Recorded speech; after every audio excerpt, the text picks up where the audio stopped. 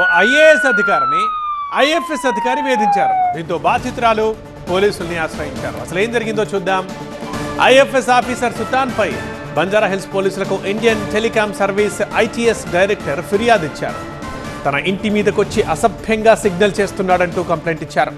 అసభ్యకర రీతిలో వ్యవహరిస్తున్నాడని పోలీసులకు telecom director complaint ఇచ్చారు. తన ఇంటి ముందు న్యూసెన్స్ క్రియేట్ చేసి నానా హంగామా చేసినట్లు సుతాన్ పై కంప్లైంట్ ఇచ్చారు. దీనికి సంబంధించి వీడియోలను కూడా ఆధారాలుగా ఫిర్యాదులో జతపరిచారు బాధితురాలు. కేసు నమోదు చేసి దర్యాప్తు చేస్తున్నారు బంజారా హిల్స్ పోలీసులు. ఐఏఎస్ ఐపీఎస్ క్వార్టర్స్లో ఒంటరిగా నివాసం ఉంటోంది బాధితురాలు. నితికా సింగ్ అనే మహిళ సుతాన్ పై ఫిర్యాదు చేసింది. పోలీసులకు ఇచ్చిన ఫిర్యాదులో ఆమె ఏం చెప్పిందో ఒకసారి చూద్దాం. సుతన్ నా సిబ్బంది కుక్కపై దుర్భాషలాడాడు. బలంగా తలుపు కొట్టి నాకు హిందీ వచ్చు అంటూ గట్టిగా అరిచాడు. నిరంతరం ఇంట్లోకి బయటకు వచ్చి తలుపులు బలంగా కొడుతూ హంగామా చేశాడంటూ దీనికి సంబంధించిన కొన్ని వీడియోలు కూడా ఉన్నాయంటూ ఆ వీడియోలను జతపరిచి కంప్లైంట్లో పేర్కొన్నారు నితిన్.